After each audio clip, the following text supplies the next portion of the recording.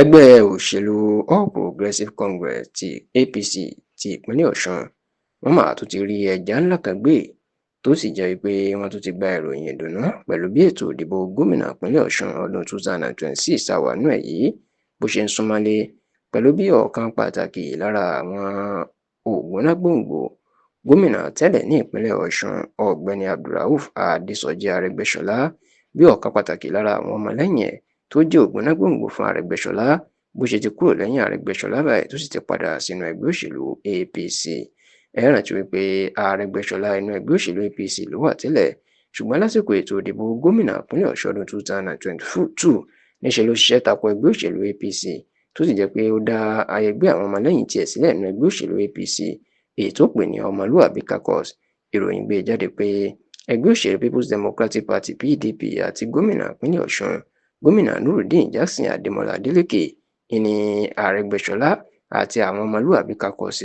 ìní wọn ṣiṣẹ́ fún, tí Wálé Àlàbí tó jẹ́ pé òun ni olórí ọ̀dọ́ nínú ẹgbẹ́ Ọmọlúwàbí Caucus náà tó sì tó súnmọ́ Arẹ́gbẹ́ tó jẹ́ ọlọ́wọ̀ ọ̀tún ẹ̀, òun ni wọ́n ní òun náà jẹ́ ọ̀kan pàtàkì lára àwọn Ọmọlúwàbí Caucus. Ṣá o ní báyìí níṣe ni ọ̀rọ̀ ọ̀hún ló máa jí bíríkótó nígbà tí Wálé Àlàbí tó kéde pòun ti kúrò lẹ́yìn Arẹ́gbẹ́ṣọlá àti Ọmọlúwàbí Caucus tó sì jẹ́ pé ó ti wá darapọ̀ mọ́ ẹgbẹ́ òṣèlú APC. Ẹ sì rántí pé lọ́dún tó kọjá ìní Arẹ́gbẹ́ṣọlá fúnra ẹ̀ ló kó àwọn ọmọ ẹlẹ́yìn ẹ̀ tán jọ wà nínú ẹgbẹ́ Ọmọlúwàbí Caucus tó kó wọn kúrò tó sì jẹ́ pé ẹgbẹ́ òṣèlú African Democratic Congress ìyún ADC ni ló kó wọn lọ báyìí, níbi tí Arẹ́gbẹ́ṣọlá tí wọ́n ti fi joyè akọ̀wé ẹgbẹ́ ìyún secretary fún ẹgbẹ́ òṣèlú ADC káàkiri orílẹ̀-èdè Nàìjíríà. Ṣá o ní ọjọ́rú ní ọjọ́ Wednesday ọ̀sẹ̀ tí a wà nínú ẹ̀ yìí, èyí tí í ṣe ọjọ́ 14 nínú oṣù kìíní ọdún 2026, the 14th of January 2026, ìní Wálé Àlàbí ló kéde pé òun ti kúrò ní Ọmọlúwàbí Caucus àtìlẹ́yìn Arẹ́gbẹ́ṣọlá o, tó sì ní gbogbo ẹgbẹ́ tóun náà dá sílẹ̀ lọ́dọ̀ Arẹ́gbẹ́ṣọlá tó jẹ́ ti àwọn ọ̀dọ́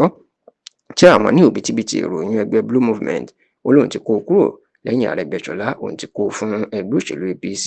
Kódà ó ní gbogbo ohun tó bá gbà ní lòun yóò fún un láti jẹ́ kí olùdíje fún ipò gómìnà lábẹ́ ẹgbẹ́ òṣèlú APC Bọ́lá Oyèbámíjí tí yóò fi di gómìnà ìpínlẹ̀ Ọ̀ṣun nínú oṣù kẹjọ ọdún tí a wà nínú ẹ̀ yìí. Nígbà tí òun náà ń sọ̀rọ̀ níbi ayẹyẹ tí wọ́n ti ń kí Wálé Àlàbí káàbọ̀ padà sínú ẹgbẹ́ òṣèlú APC, Bọ́lá Oyèbámíjí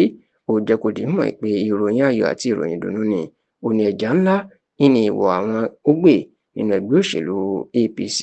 Bẹ́ẹ̀ ló jẹ́ kó di mọ̀ pé